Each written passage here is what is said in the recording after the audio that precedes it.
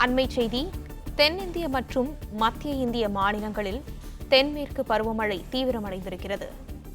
இதை பற்றின மேலும் விவரங்களை செய்தியாளர் மாணிக்கம் வழங்க கேட்கலாம். மாணிக்கம், வணக்கம். விவரங்கள் என்ன பகிரலாம்?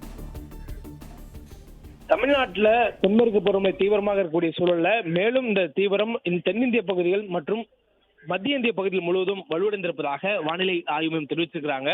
குறிப்பாக தென்மேற்கு பருவமழை வலுவடைந்திருப்பதன் காரணமாக மேற்கு தொடர்ச்சி மலை ஒட்டியிருக்கக்கூடிய பகுதிகளிலும் அதே போன்று மேற்கு கடலோர பகுதிகளிலும் பரவலாக கனமழை பெய்து வரக்கூடிய நிலை இருக்கிறது. இந்த நிலை மேலும் வலுவடைந்து உள் மாநிலங்களுக்கும், அதாவது மத்திய மாநிலங்களிலும் அதே போன்று தமிழ்நாடு, கேரளா, ஆந்திரா, கர்நாடகா உள்ளிட்ட தென்னிந்திய மாநிலங்கள் மீதும் இது வலுவடைந்திருப்பதாக வானிலை ஆய்வு மையம் தெரிவித்திருக்கிறாங்க. இதன் காரணமாக மேற்கு திசையில் வரக்கூடிய காற்றின் வேக மாறுபாடு ஏற்படுகிறது. இதனால் தமிழ்நாட்டிற்கு இன்று ஓரிரு இடங்களில் மிக கனமழைக்கான வாய்ப்பு இருப்பதாக வானிலை ஆய்வு மையம் தெரிவித்திருக்கிறாங்க.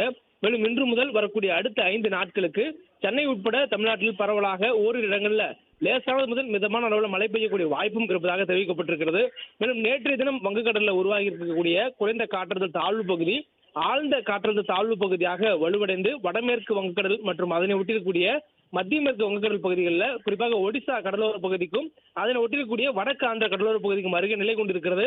இது அடுத்து வரக்கூடிய 12 மணி நேரத்துக்குள்ளாக காற்றழுத்த தாழ்வு மண்டலமாக வலுப்பெறும் எனவும், அதனைத் தொடர்ந்து 24 மணி நேரத்தில், அதாவது இன்னும் 36 மணி நேரத்தில் அது வடமேற்கு திசையில் நகர்ந்து ஒடிசா மாநிலத்தில் கரையை கடக்கும் எனவும் தெரிவிக்கப்பட்டிருக்கிறது. இதன் காரணமாக தென்மேற்கு பருவமழை தீவிரம் மத்திய இந்திய மாநிலங்கள் மீது அதிகமாக இருக்கும் எனவும், மேற்கு கடலோர பகுதிகளில் கேரளா உள்ளிட்ட மாநிலங்கள் மீது தீவிரமாக இருக்கும் எனவும் வானிலை ஆய்வு மையம் தெரிவித்திருக்கிறாங்க. கேரளாவில் தொடர்ந்து இந்த மழை தீவிரம் அதிகமாக இருப்பதன் காரணமாக தமிழ்நாட்டில் நீலகிரி மற்றும் அதனை ஒட்டியிருக்கக்கூடிய தமிழ்நாட்டின் கேரளாவுடைய எல்லையோடு இருக்கக்கூடிய மாவட்ட பகுதிகளில் கனமழை பெய்யக்கூடிய வாய்ப்பு இருப்பதாகவும் தெரிவிக்கப்பட்டிருக்கிறது.